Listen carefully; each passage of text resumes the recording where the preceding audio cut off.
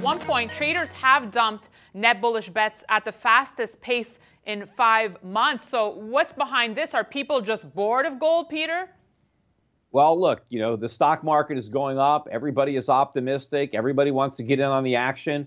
So I think a lot of people who were buying gold as a hedge, they think there's no reason to hedge. I mean, we've never seen so much optimism about the market. The market has never been this expensive, while at the same time, so few people are worried that it might go down. So to the extent that people buy gold as insurance, investors think they no longer need insurance because this time it's different and that everything is going to keep going up. Plus, then you also have the sideshow with the cryptocurrencies. Bitcoin, look at the explosive move. Bitcoin is up over tenfold this year. A lot of other cryptocurrencies are up even more than that.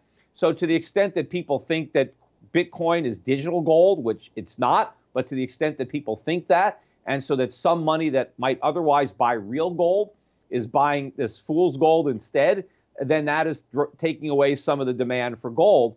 But, I do think that once gold really starts to go up, it could end up being the pin that pricks the Bitcoin bubble. Because I think when people who have been buying digital gold decide that they want the real thing, because now the real thing is going up and they have a lot of paper profits in digital gold, they're going to try to make the switch. And that's impossible. I mean, it's possible for a small amount of money to get out of Bitcoin, but there's no way a significant amount could get out without imploding the entire market. There are people who think that maybe gold and Bitcoin move together. They don't. They're more negatively correlated. And so if you're in Bitcoin, the last thing you want to see is a big move up in the price of gold, because that could be the pin that pricks your bubble. Well, I just want to dig a little deeper here. I'm happy you brought this up because people just love pitting gold versus Bitcoin. I know you've even taken part in debates debating exactly this. So what's your greatest argument in gold's favor when people compare it to Bitcoin?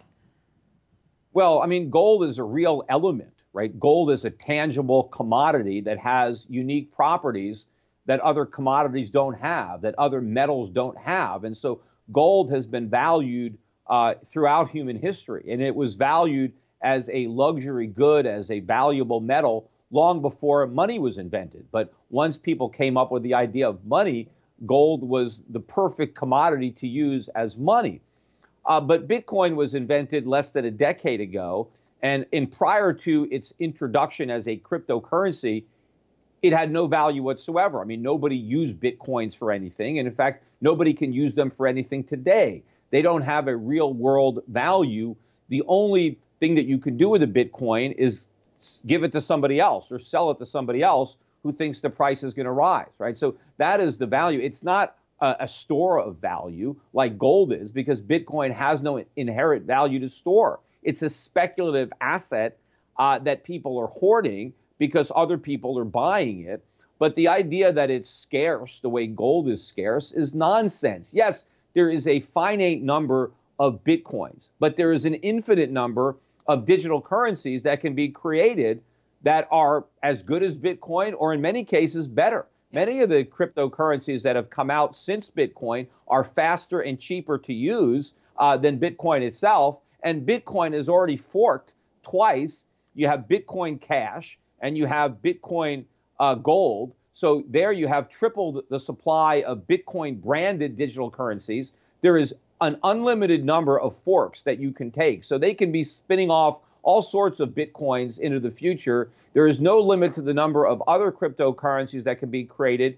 So that, you can saturate the world with supply. See, right now, the demand for cryptocurrencies seems to be growing faster than the supply because so many of the people that own them are hoarding them. But at some point, the people who are hoarding them are going to want to cash out. The supply is going to continue to grow and eventually overwhelm the demand, and then the price is going to implode. And, there's an old saying about how markets, they take the stairs up and the elevator down. Well, Bitcoin and other cryptocurrencies, they took a rocket ship up. So if they're going to go down faster than they went up, and markets always go down faster than they go up. I mean, this thing is going to implode. And so the people who don't get out in advance are just going to get trapped in this thing. because when it goes down, I mean, this thing could fall 80 or 90% in one day. Well, I have a feeling this debate will continue in 2018. Just to wrap now, Peter, you said you expect higher gold prices. We tend to see a January bounce for gold and the mining stocks, but do you have a certain outlook what prices we can expect when we start the new year? Well, look, I think the price is going higher. There's no way to know exactly how much higher, how soon. But a lot of it depends on, the markets and the traders figuring things out. I mean, once people really come to terms with reality on the true state of the U.S. economy and what the future direction of Fed policy is going to be, there's going to be a mass exit from dollars and a scramble to buy gold. And, there's not a lot of gold available for sale. And if a lot of the big pension funds and portfolio managers decide that they just want to have a small allocation to gold as opposed to no allocation at all, I mean, you're going to see the highs from 2011, that 1900. We're going to go through that like a hot knife through butter. Peter Schiff, Bureau Pacific Capital, thank you so much for joining us today, and happy holidays. Same to you.